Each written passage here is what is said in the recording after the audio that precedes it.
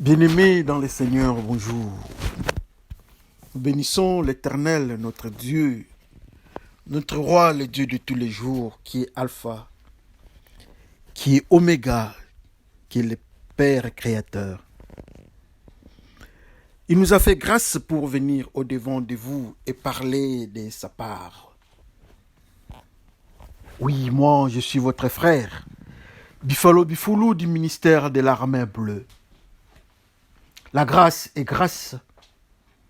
La grâce, c'est la grande chose, c'est la chose la plus importante dans notre vie. À quoi bon être président de la République, être général? À quoi bon être riche? À quoi bon aller à l'université? À quoi bon avoir la famille? À quoi bon d'être humain? Mais si nous ne sommes pas sous la grâce de la vie éternelle. Cette grâce que Dieu nous a faite, aujourd'hui, il nous donne le temps d'une exhortation de 35 minutes, de 30-35 minutes, pour écouter sa parole. Alors, avant de commencer cette parole, nous nous laissons entre les mains du Seigneur. Prions le Seigneur. Le Dieu de tous les jours, Alpha, Oméga, les débuts, la fin. Le Dieu fidèle, le Dieu qui pardonne, lent la colère prompte à écouter. Le Dieu qui nous a aimés avec le sang de la croix. Le Dieu qui nous a aimés et qui nous aime avec la présence permanente du Saint-Esprit dans nos vies. Nous nous présentons au devant de vous avec un cœur de pierre, avec un comportement de pécheur. Que cette parole nous rend purs, que cette parole nous aide à être dans vos limites. Prends contrôle de ces temps, prends contrôle de ma bouche. Et ceux qui vont entendre cette parole, Seigneur, que tu sois avec eux. Au nom de Jésus-Christ, Père, nous te glorifions. Nous disons tous Amen. Bien-aimés dans le Seigneur, nous bénissons l'Éternel pour cette grâce. Oui, c'est vrai, c'est depuis un certain temps, nous ne sommes plus passés au-devant de vous pour vous parler, pour une petite exhortation. Que le Seigneur soit glorifié pour ce temps merveilleux. Alors aujourd'hui, nous avons une petite exhortation, comme j'avais dit, intitulée Jéroboam avec l'église du nouvel âge. Alors, Jéroboam avec l'église du nouvel âge, nous avons trois petits textes. Le premier texte, nous sommes dans le premier livre des rois, à son 12e chapitre, du 28 jusqu'au 30e verset. Lisons par le nom de notre Seigneur Jésus-Christ. Après s'être consulté les rois filles de Vaudor, et il dit au peuple, assez longtemps vous êtes montés à Jérusalem, Israël, voici ton Dieu qui t'a fait sortir du pays d'Égypte. Il plaça l'un de ses veaux à Bethel et le mit l'autre à Dan. Ce fut là une occasion de pécher. Le peuple alla devant l'un de ses veaux jusqu'à Dan. Le deuxième texte, nous sommes dans le deuxième livre des Chroniques, à son 11e chapitre, 14e jusqu'au 15e. Lisons par le nom de notre Seigneur Jésus-Christ. Car les Lévites abandonnèrent leur banlieue et leurs propriétés et vinrent en Juda et à Jérusalem, parce que Jéroboam et ses fils les empêchèrent de remplir leurs fonctions comme sacrificateurs de l'Éternel. Jéroboam établit des sacrificateurs pour le haut lieu, pour le bouc et pour le veau qu'il avait fait. Le dernier texte que nous avons, c'est dans le deuxième livre de Chroniques. Deuxième livre de Chroniques à son 13e chapitre, du 9e, je m'excuse, Chroniques, deuxième livre des Chroniques, le 13e chapitre à son 9e verset. Lisons par le nom de notre Seigneur Jésus-Christ. N'avez-vous pas repoussé les sacrificateurs de l'Éternel, le fils d'Aaron et les Lévites, et ne vous êtes pas fait des sacrificateurs comme le peuple des autres pays? Quiconque venait avec un jeune taureau et 7 béliers afin d'être consacré, devenait sacrificateur de ce qui n'était point des dieux. Amen. Ce sont les 3 textes que nous avons pour notre exhortation de ces jours.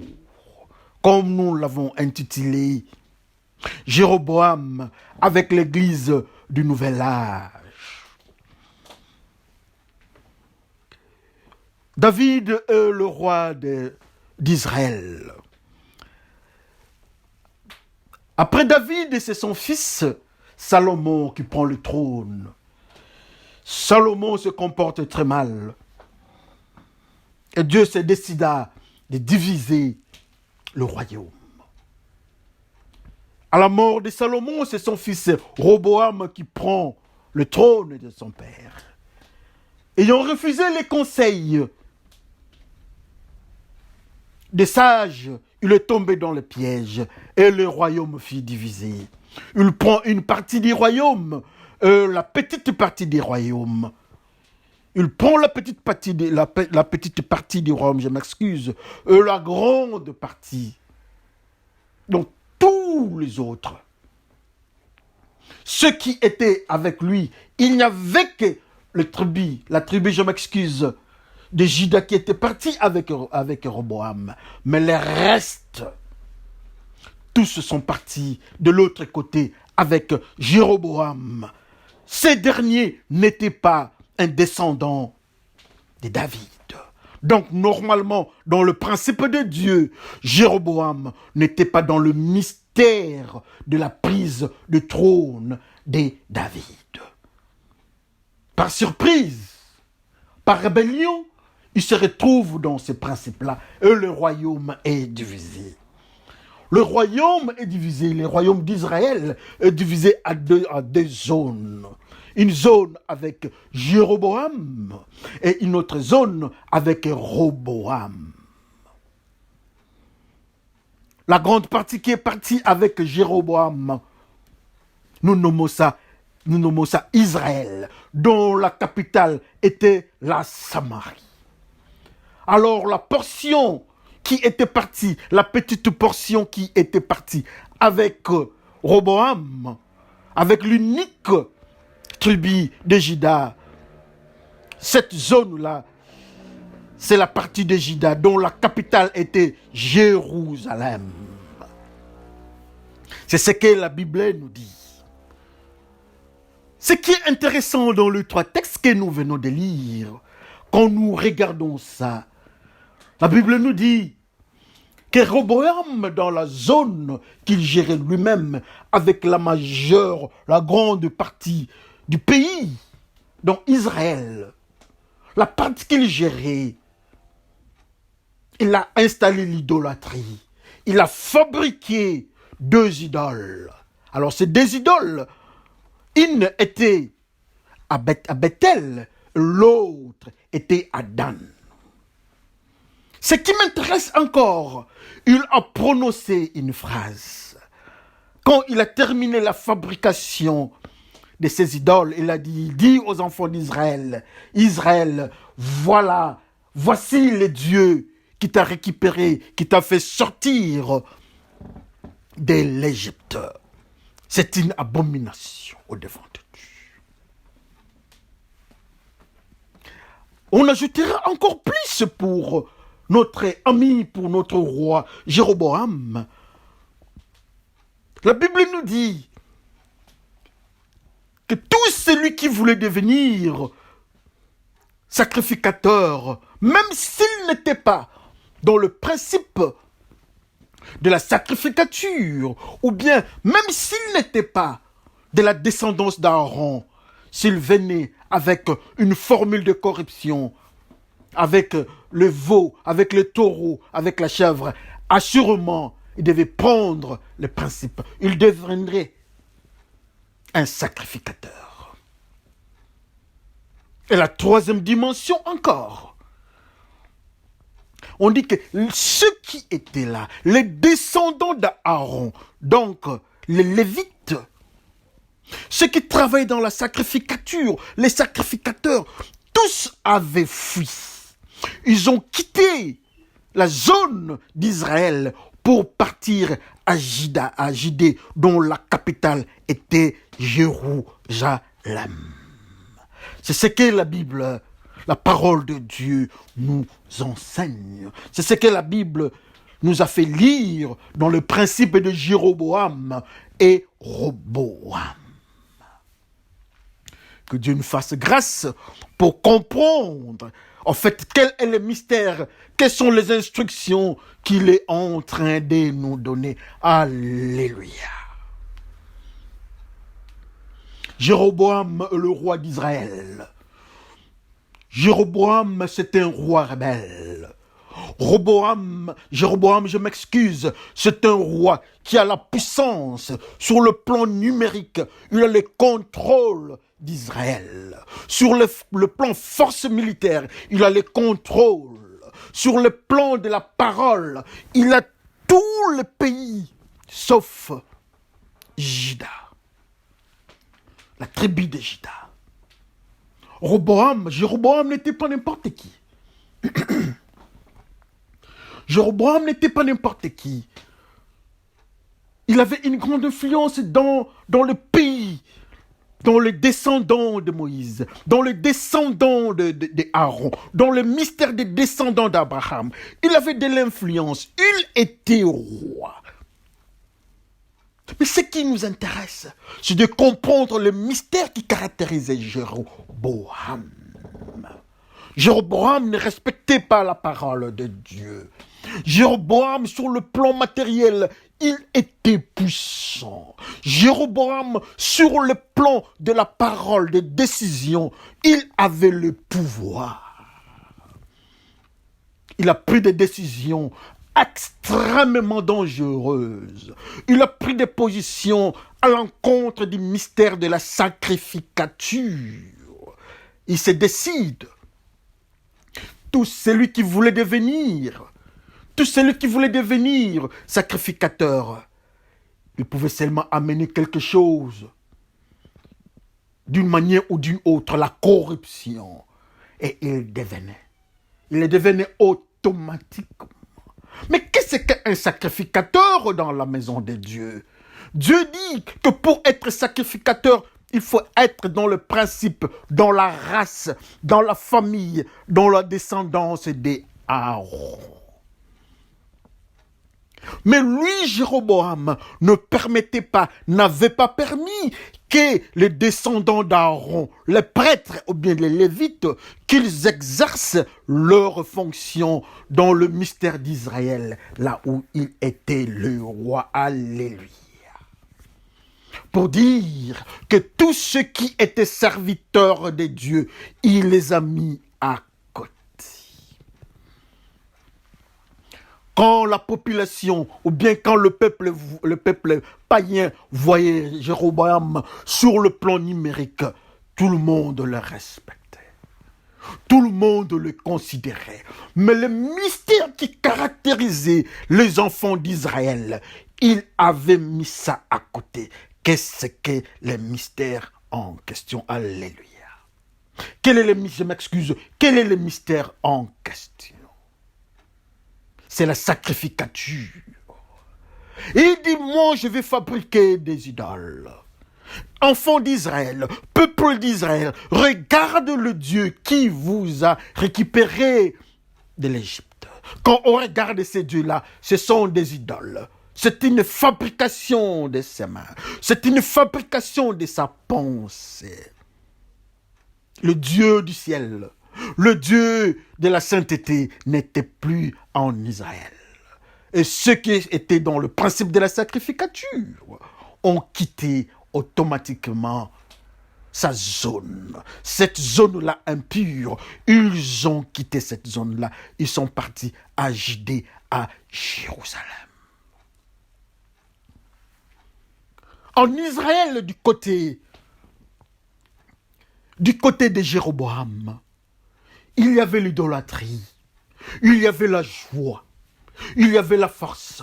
Les gens se mariaient, les gens pouvaient prier, les gens pouvaient parler au nom de Dieu, les gens pouvaient prophétiser, les gens pouvaient faire des sacrifices, les gens pouvaient donner des aumônes, les gens pouvaient donner les offrandes, les gens pouvaient s'appeler pasteurs, les gens pouvaient s'appeler prêtres, les gens pouvaient s'appeler archevêques, les gens pouvaient s'appeler papes, les gens pouvaient s'appeler, les gens pouvaient même donner leurs vaches au soi-disant Dieu.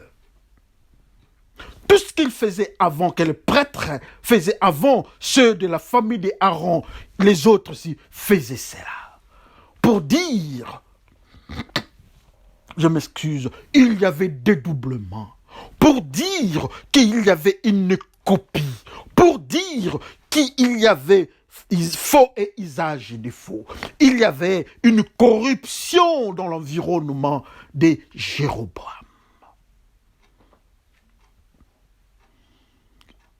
Il y avait la tente de l'Éternel.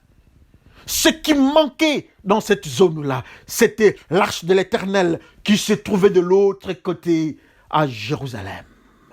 Mais quand on regardait Jéroboam, on voyait tout. On voyait les descendants d'Abraham aussi là-bas.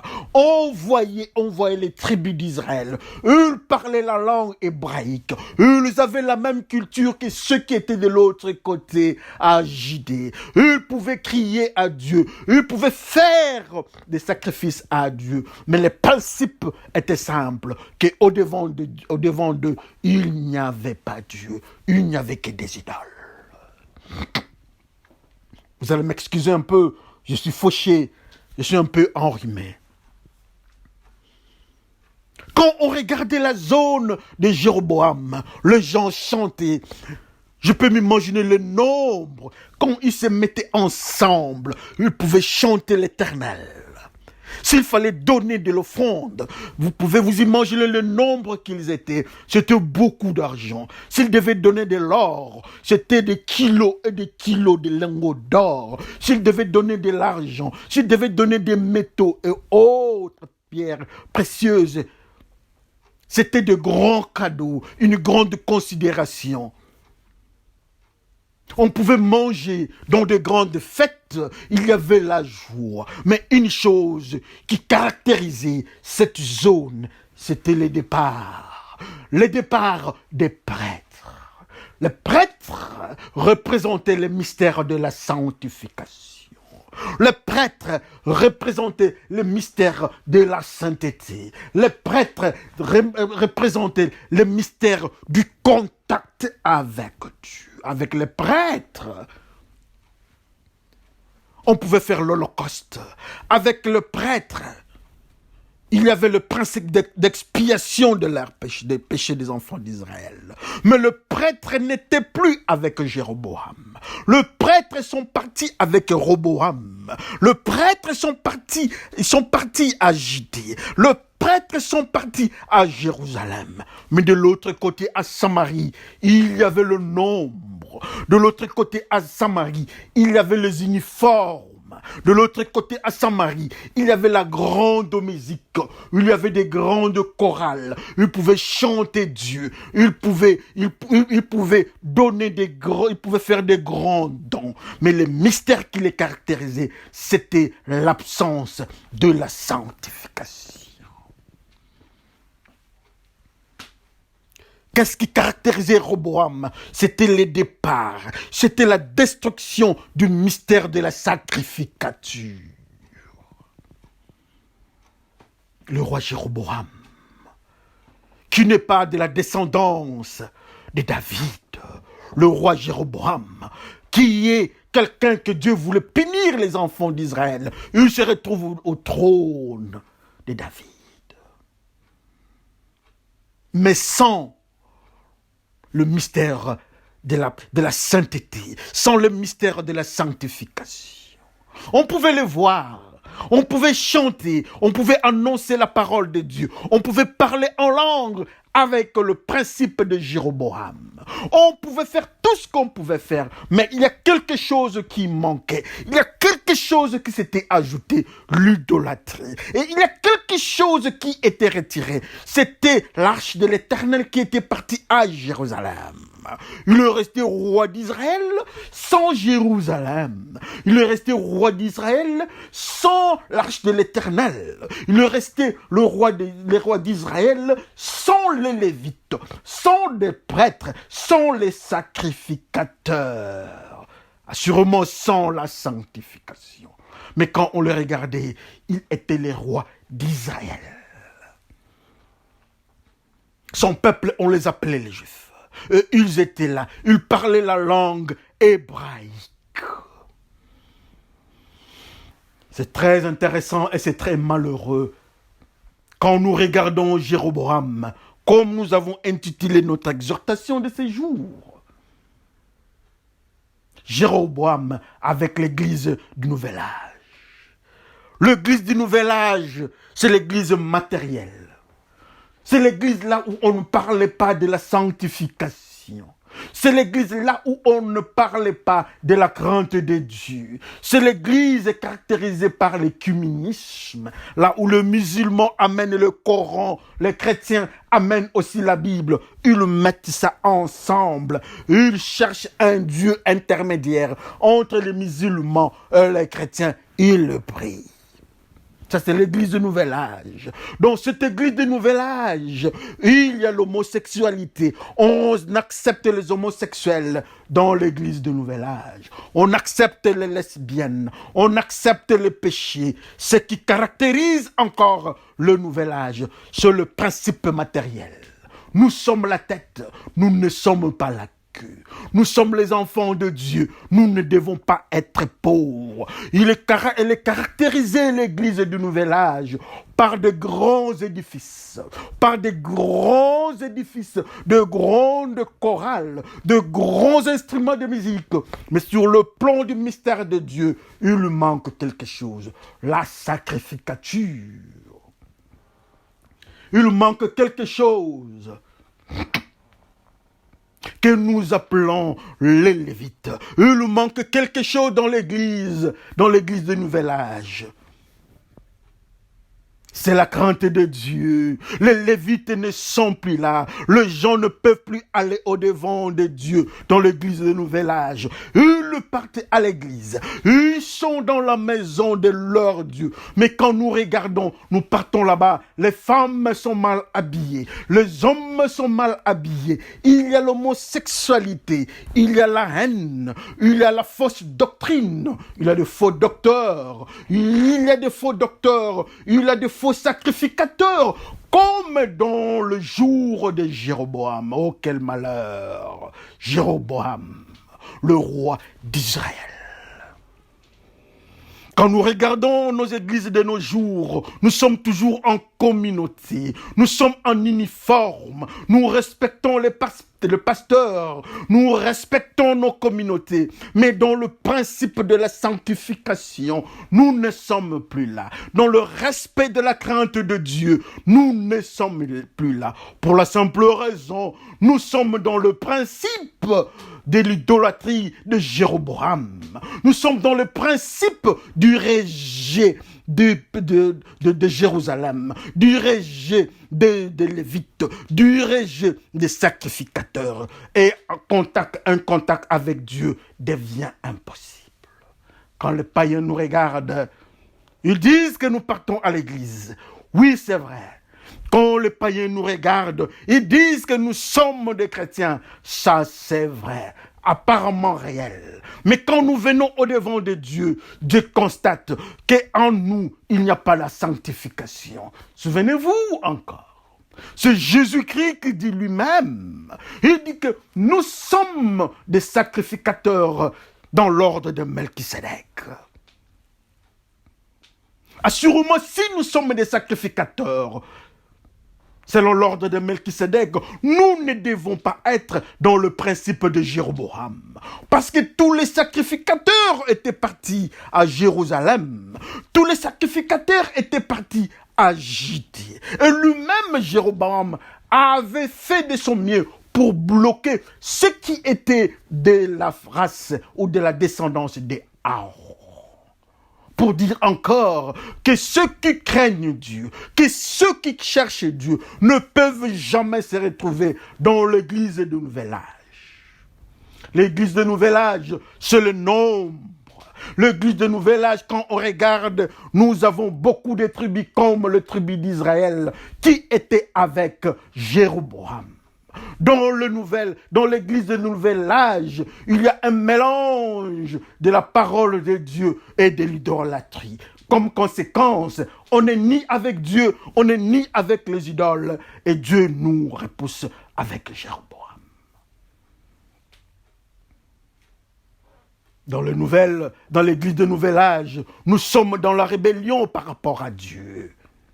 Nous nous appelons enfants de Dieu, nous nous appelons juifs, nous nous appelons israéliens. Ça c'est bien, mais quand on vient, on regarde dans notre groupe, il n'y a pas de sacrificateur, il n'y a pas de sacrificature. Le principe de la sacrificature est désacralisé.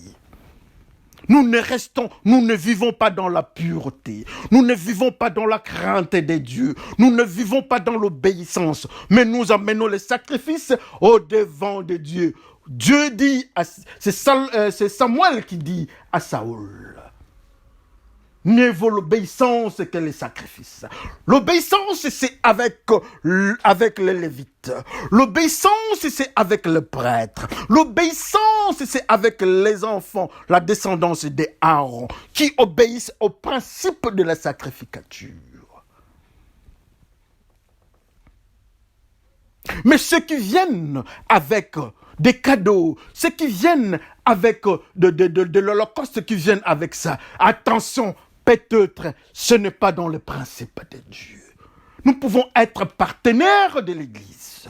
Nous pouvons soutenir les pasteurs. Nous pouvons être dans le protocole. Nous pouvons être chorale. Nous pouvons être appelés bishop. Nous pouvons être appelés archibishop. Nous pouvons être appelés je ne sais pas qui dans l'Église de Dieu. Mais aussi longtemps que nous ne sommes pas dans le principe de la sacrificature, aussi longtemps que nous ne sommes pas dans la crainte de Dieu, il y a quelque chose qui va nous bloquer. Jésus-Christ nous dit, la seule chose qui nous caractérise, la seule chose qui caractérise les chrétiens, nous sommes des prêtres, nous sommes des lévites dans l'ordre de Melchisédek. Que chacun regarde sa vie. Même les enfants de Aaron, les deux qui sont venus avec un feu étranger au devant de Dieu, Dieu ne les a pas acceptés. Et ça a entraîné mort d'homme. Alors quand nous venons avec notre comportement au devant de Dieu, Dieu nous accepte ou bien Dieu agit comme les enfants de Aaron qui étaient morts. Quand nous venons au devant de Dieu, comme Achan qui avait volé, il était juif, il était un enfant d'Israël, mais il a pris ce que Dieu avait refusé. Il a pris des choses, il a pris le manteau de Shinéar que Dieu avait refusé dans la destruction de Jéricho. Et il était détruit. Quand nous venons au devant de Dieu, nous venons avec quel comportement? Quand ils ont refusé d'entrer dans la terre promise au Canaan, Dieu a dit que cette génération-là, qui avait connu le dénombrement, n'entrerait jamais à Canaan. Tous sont restés de l'autre côté. Mais au devant des humains, on les appelait le peuple de Dieu. Mais ils avaient désobéi. Alors nous autres, on nous appelle aujourd'hui chrétiens. On nous appelle Israéliens spirituels. On nous appelle juifs spirituels. Bravo. Mais qui est votre roi?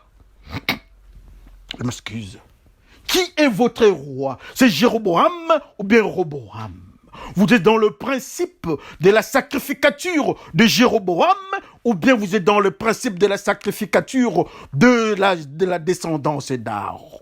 Dans la descendance d'Aaron, il y a une caractéristique, la sanctification. Ceux qui sont dans le principe des enfants d'Aaron ne sont pas dans le film pornographique, ne sont pas dans des photos pornographiques, ne sont pas dans la magie, ne sont pas dans des poisons, ne sont pas dans des combines d'adultère, fornication, ne sont pas dans la haine du tribalisme, ne sont pas dans le racisme, ne sont pas dans l'esclavage, ne sont pas dans des détournements des deniers publics, ne sont pas dans des tueries. Jamais on verra ces histoires-là dans le principe de la descendance d'Aaron.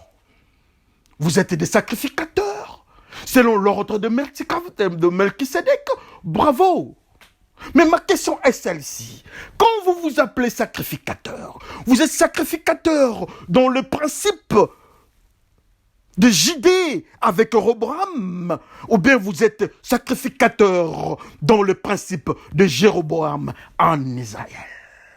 Vous êtes sacrificateur avec les deux idoles de Jéroboam, ou bien le péché, ou bien vous êtes sacrificateur dans le groupe de la descendance d'Aaron qui fuit pour aller de l'autre côté de Judée ou à Jérusalem. Que votre comportement vous enseigne. Que notre comportement nous enseigne. Notre comportement va nous enseigner. Nous sommes de quel côté? Ceux qui sont dans l'adultère, ils sont idolâtres du sexe. Ceux qui sont dans le mensonge, ils sont idolâtres du diable. Parce que la Bible nous dit que le diable est le père du mensonge. Alors nous autres, nous sommes de quel côté? Nous sommes du côté de Jéroboam, avec la grande et la majeure partie des tribus d'Israël, sans Dieu, ou bien nous sommes de l'autre côté de Roboam, avec la tribu de Juda, de la tribu de Juda, mais avec l'arche de l'Éternel, mais avec des sacrificateurs, mais avec la parole de Dieu, mais avec la crainte de Dieu, mais avec l'obéissance de Dieu, mais avec la haine des péchés. Dans une même famille, dans un même ventre, de la même mère, il y a Jacob qui sort, Ésaïe qui sort de l'autre côté. La Bible nous dit, Dieu dit que j'ai haï Ésaü, mais j'ai aimé Jacob. Dans le même principe aussi, Dieu dit, j'ai aimé le principe de Roboam avec Judée plus Jérusalem. Mais j'ai haï de l'autre côté Jéroboam avec Israël plus Judée. Qu'on se regarde, on est de quel côté? Nous sommes juifs de Jéroboam avec Samarie, ou bien nous sommes juifs avec Roboam plus Jérusalem. Que notre comportement nous enseigne, que nos manières nous enseignent. Oh, l'église du nouvel âge est caractérisée par le comportement de Jéroboam. L'église du nouvel âge est caractérisée par les manières de Jéroboam. Dans l'église du nouvel âge, il y a le manque de respect à la parole de Dieu. Les femmes s'habillent de n'importe quelle façon. Il y a des avortements dans l'église de nouvel âge. On ne peut pas parler de la sanctification dans l'église de nouvel âge. Il y a des idoles, souvent caractérisées par la musique, souvent caractérisées par le matériel, souvent caractérisées par de voyages vers Jérusalem. Mais la sanctification qui est le socle de la crainte de Dieu, qui est le socle de la chrétienté, il n'y en a pas dans l'église de nouvel âge. Que chacun regarde sa vie. Fidèle, ancien, pasteur, berger, évangéliste, docteur, enseignant de la parole, prophète, bishop, archevêque, évêque dans l'église de Dieu, que chacun regarde et danse, que chacun regarde sa vie. Nous sommes de quel côté? Assurément, il n'y a pas à se poser des questions, mais il y a seulement à constater. Mais laissez-moi vous dire quelque chose. Je suis très enrhumé, mes frères. Il ne faut pas trop m'en tenir rigueur. Mais laissez-moi vous dire quelque chose.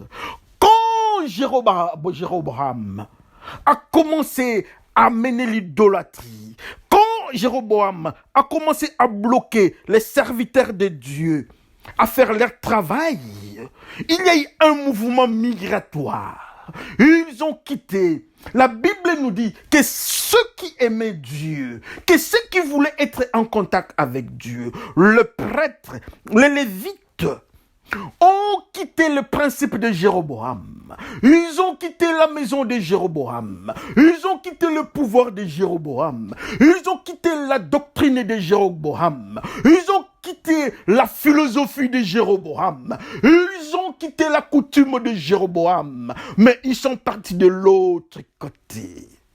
Ils sont partis dans le principe de la sacrificature, dans la sanctification.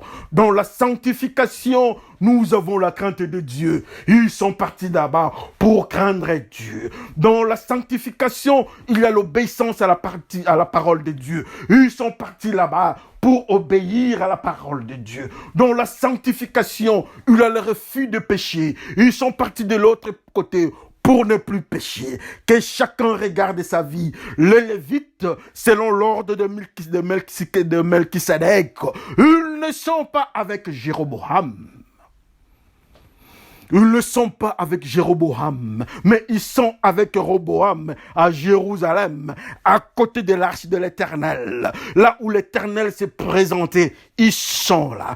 Ils ont fait un mouvement. Ils ont quitté. Ils sont devenus étrangers. Ils ont refusé la civilisation jéroboamique vers la civilisation de Jérusalem. Ils ont refusé le Dieu des veaux pour aller de l'autre côté du Dieu de l'arche de l'Éternel, de l'autre côté, là où il y avait les descendants d'Aaron, de la crainte de Dieu. Alors toi, quand tu fais le mouvement migratoire spirituel, c'est de Jéroboam vers Israël, ou bien de Jéroboam vers Roboam, ou bien de Roboam vers Jéroboam. Tu fais le mouvement migratoire vers de Samarie vers la Judée, vers Jérusalem, ou bien de Jérusalem vers la Samarie. Tu fais le mouvement migratoire d'Israël vers la Judée, ou bien de la Judée vers Israël. Que chacun regarde sa vie. Que chacun regarde sa vie. Mais Jésus-Christ nous dit, nous sommes les descendants, nous sommes des prêtres dans l'ordre de Melchisedec. Nous sommes des prêtres, donc nous devons être à Jérusalem. Donc nous devons être à Judée. Nous devons quitter Samarie. Nous devons quitter Israël vers l'arche de l'Éternel. Que le Seigneur vous bénisse. Mais souvenez-vous, Jéroboam représente l'Église du Nouvel Âge. Mettons-nous en prière. Le Dieu merveilleux, le Dieu de tous les jours, le Dieu de la création, nous nous laissons entre ta main. Aide-nous à être dans tes limites. Aide-nous à être tes serviteurs. Aide-nous à suivre tes principes et de quitter surtout le principe de Jéroboam, le principe des églises de Nouvel Âge et d'aller à Jérusalem, là où il y a l'arche, là où il y a l'obéissance et la crainte de Dieu. Comme le Seigneur avait dit, nous sommes des prêtres selon l'ordre de Melchisedec. Merci pour cette parole. Que le nom de Jésus-Christ soit élevé. Que tout celui qui va écouter cette parole soit touché et que sa vie change. Père, au nom de Jésus-Christ, nous te glorifions. Nous disons Amen. Que le Seigneur vous bénisse et à la prochaine. Merci.